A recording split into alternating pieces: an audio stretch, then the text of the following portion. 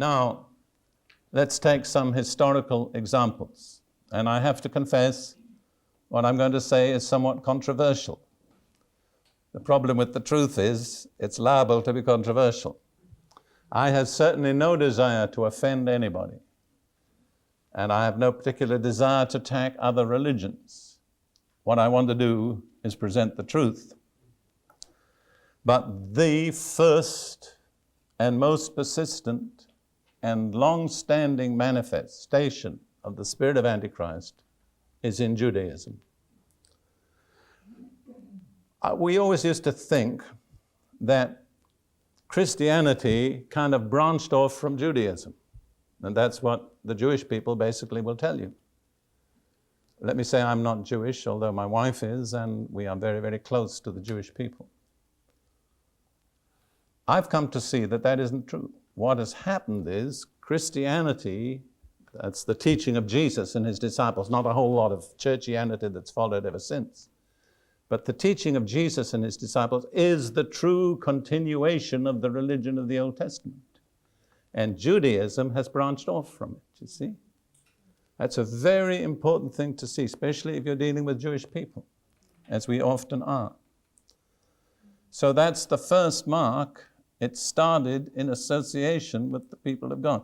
Actually, I'm no expert on Judaism, but if you analyze its teaching, much of it is an unacknowledged refusal to believe in Jesus. A great deal of what is taught is a way of denying the claims of Jesus. The second manifestation of Antichrist in Judaism, of course, is very simple. It denies that Jesus is the Messiah, but it believes in a Messiah who is to come. Third, it denies the Father-Son relationship within the Godhead. It rejects the claim of Jesus to be the Son of God and does not accept that God has a Son. And fourthly, as I've said, it denies that Messiah has come. Interestingly, just to make this up to date, this past summer, 1988, in Jerusalem, very elegant posters appeared in the city, on all the main streets of the city, in Hebrew, saying this: Messiah has come. And if you want to meet him, go to the Mount of Olives on a certain Sunday and he'll be there. Beautifully printed. I have no idea who printed them. I do know one journalist went there to see what would happen, but he didn't find Messiah. But that's just to show you how real this issue is. If you talk to Jewish people in a sympathetic attitude and you use the name Messiah, something changes in their eyes, because it's a word that has a special significance for Jewish people. Now, I want to offer you a suggestion, a thought that I have. You're perfectly free to disagree with me. But I want to turn to Matthew chapter 27 for a moment and just read one verse. I suggest to you that in this verse we have the first actual powerful manifestation of the spirit of Antichrist. Matthew 27 verse 21. Jesus has been brought before the governor Pontius Pilate. Pilate can find nothing wrong with Jesus, but the Jewish religious leaders persist in accusing him and stir up the whole Jewish multitude to turn against him. And we need to bear in mind that many of those people in that multitude must have been in the same multitude that just 1 week earlier had welcomed him to Jerusalem, put palm branches in the way, and said, "Blessed is he that comes in the name of the Lord," which illustrates something that I think we ought not to ignore, that humanity is extremely fickle. Didn't take them more than 1 week to totally reverse their attitude. But I don't believe it was just a natural human reaction. I believe that there was a tremendous spiritual war going on in the unseen realm. And unfortunately, the spirit of Antichrist prevailed. And this is what happened. The governor Pontius Pilate brought Jesus out and said, it's your privilege that I release one prisoner to you at this season every year. Shall I release Jesus or shall I release Barabbas? Barabbas was a political agitator, a murderer, a man of violence. He'd never done anybody any good. Whereas on the other hand, Jesus had never done anybody any harm. He had healed thousands, blessed thousands, fed thousands. There was no logical reason whatever to turn against Jesus. It was not logic. It was a spiritual force at work. And this, I believe, is the key verse, Matthew 27:21.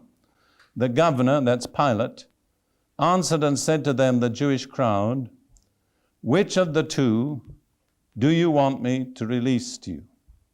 And so Israel is a kind of antitype of what will happen to humanity, in my opinion, because I believe all humanity ultimately is going to be faced with this choice. Which of the two? Do you want Jesus, the Savior, the healer, the righteous one? Or do you want Barabbas, a wicked, violent, political agitator?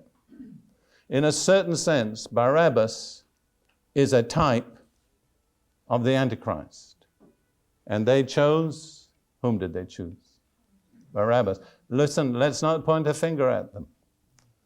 Let's be very careful that when the time comes, we don't make the same mistake. There was a spiritual force at work that swept through that crowd and changed them, and they became almost insane with anger, jealousy, and rage without any cause whatever. And I personally believe that's when the spirit of Antichrist first impacted humanity. And it has, in a sense, sought to dominate the Jewish people from then until now.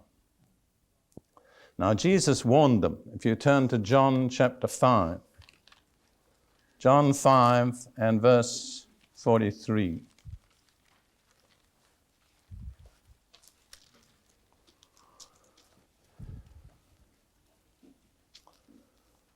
They were at this point disputing his claim to be the Messiah and the Son of God.